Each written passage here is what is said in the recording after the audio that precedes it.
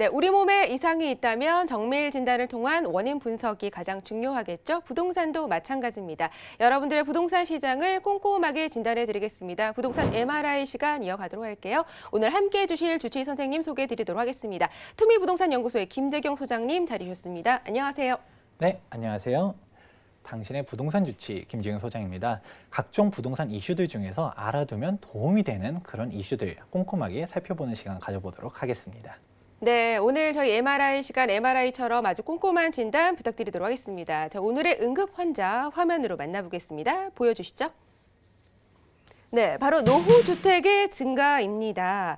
노후주택이 정말 많이 늘어난다라는 이야기는 정말 많이 언론에서 들었고요. 실제로도 그렇지 않을까라는 생각이 드는데 이런 부분이 좀 문제를 야기시키나요? 어떤가요? 그렇죠. 아무래도 노후주택이 증가한다라는 얘기는 양질의 주거들이 줄어든다라고 할 수 있습니다. 즉 이거에 대한 이슈는 공급에 대한 부분도 같이 다뤄보면 좋을 것 같은데요. 한번 다음 통계 자료 보도록 할게요. 네.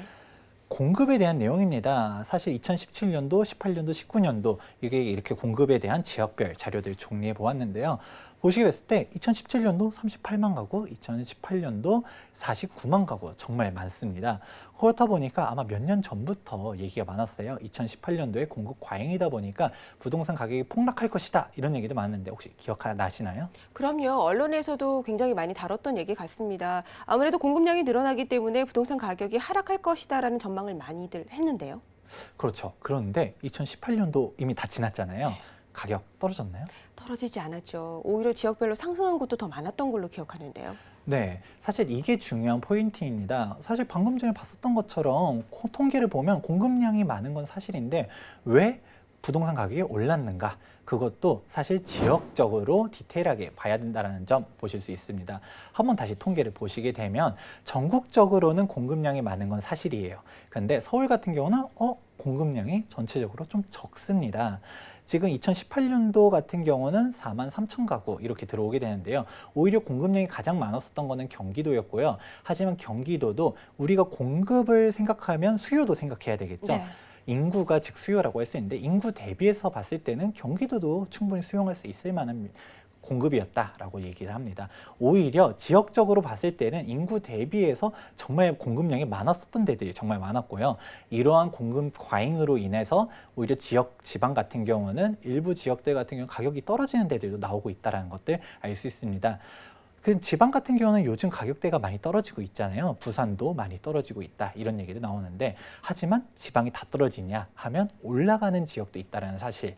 일명 대대광이라고 하는데 혹시 대대광 어딘지 아시겠나요? 네, 대전, 대구, 광주 아닌가요? 오, 정확합니다. 요즘 저도 이 용어를 보고서 대대광 도대체 뭐지 했더니 대전, 대구, 광주를 일컬어서 대대광이라고 하더라고요.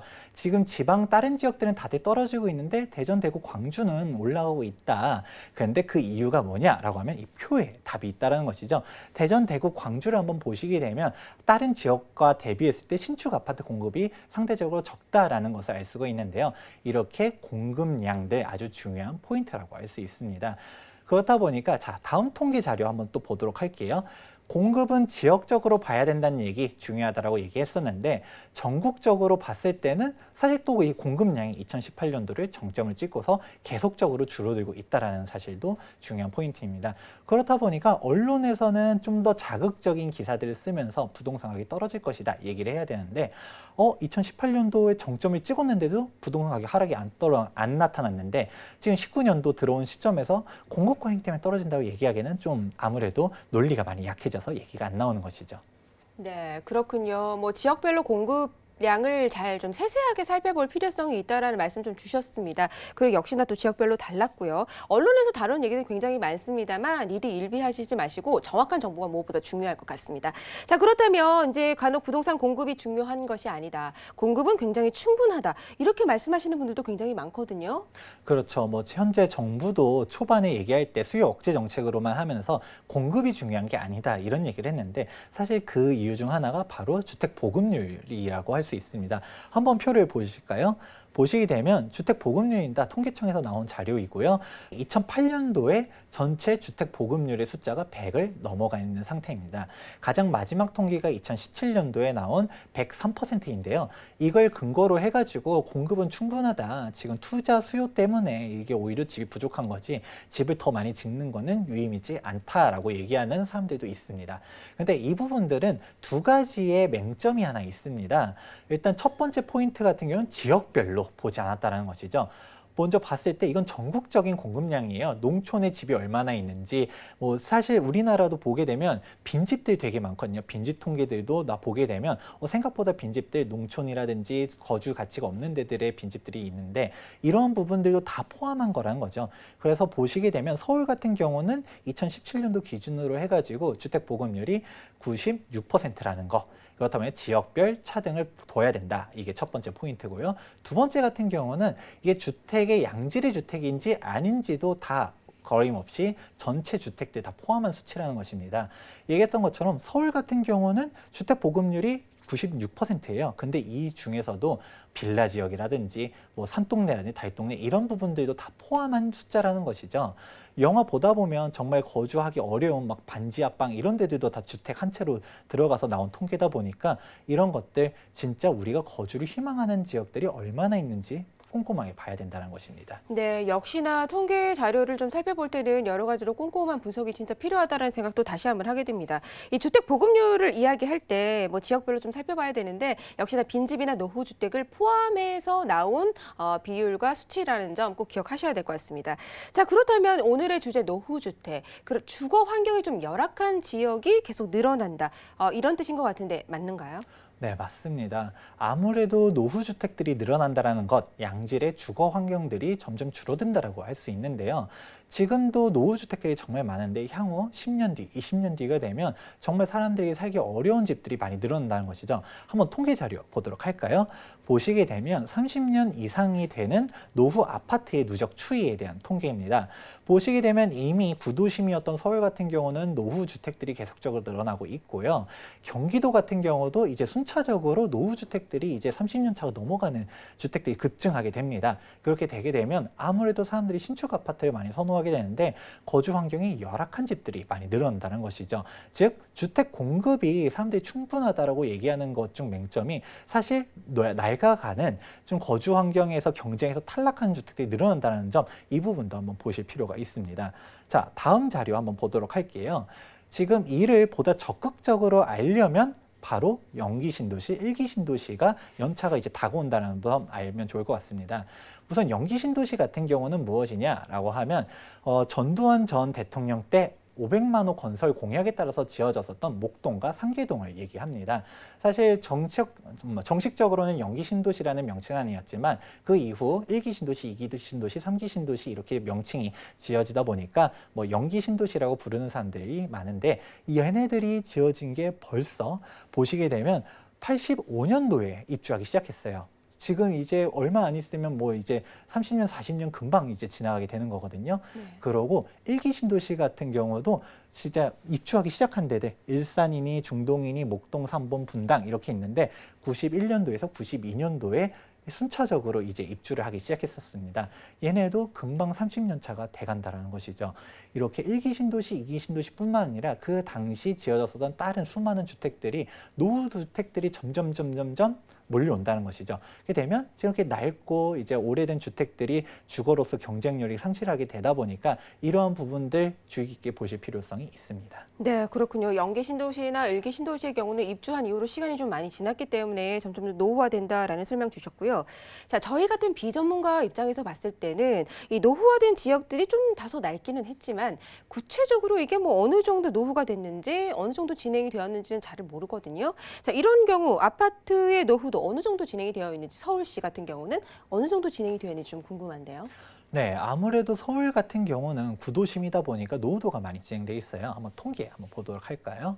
서울시 아파트 노후도 비율이에요. 보시게 되면 앞서 얘기했었던 연기 신도시, 대표적으로 목동에 있는 양천구 그리고 뭐 이제 노원구 같은 경우는 지금 보시게 되면 노후주택 비율이 아주 높습니다. 상계동에 있는 노원구 같은 경우는 노후주택 비율이 70%가 넘어가게 돼요. 그렇게 전체적인 노후도가 높게 되고 지금 아파트가 많이 있었던 강남이라든지 강서구 등 지금 노후도 비율들 보다 보면 이렇게 아파트가 많이 노후가 되어 있구나라는 것을 느끼실 수가 있을 겁니다. 네, 그렇군요. 아파트의 노후도 비율을 좀 지대로 살펴보니까 정말 서울시가 좀 구도심이긴 한 것 같아요. 자, 이제 아파트 연차 이렇게 굉장히 오래된지 몰랐는데 뭐 연기 신도시가 있던 목동이 있는 양천구, 뭐 노원구 같은 경우는 알겠습니다. 자, 그런데 이 동대문구나 은평구는 노후도 비율이 좀 낮은 편인 것 같은데요. 제가 알기로는 낡고 좀 허름한 주택 많지 않을까라는 생각이 드는데요. 네, 이게 사실 이 통계의 맹점 중 하나가 아파트 노후도 비율이에요. 일반적인 주택, 뭐 다가구 다세대 이런 데는 빠져 있다는 건데요. 당장 동대문구를 보시게 되면 노후도 비율이 가장 낮은 곳 중 하나예요. 근데 여기 직접 가보시면 낡고 허름한 집들 정말 많거든요. 아파트들이 깨끗해요. 아파트들이 입주한 지 얼마 안 됐다라는 건데 현재 한참 막 재개발 진행되게 될 만한 그런 재개발 지역들이 정말 많고 노후된 주택들이 많다 보니까 이런 것들만 보더라도 사실 실질적으로 서울 시내에 노후된 주택들이 정말 많다라는 거 알 수 있습니다. 이런 노후 주택들 보게 되면 뭐가 문제냐라는 거는 단순히 깨끗한 신축 아파트가 좋다가 아니에요. 거주 가치로서 이제 많이 상실되게 되는데 대표적으로 뭐 한 30년 전에 지었던 아파트들 보게 되면 한번 예를 들어 볼게요. 목동 같은 경우 보면 주거 환경 좋나요? 안 좋나요?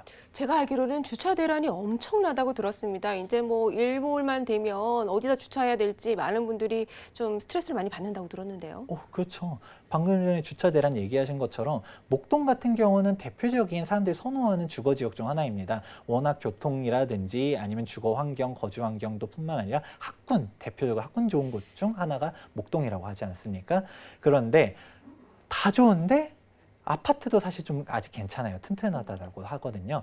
하지만 문제점 중 하나가 주차 대란.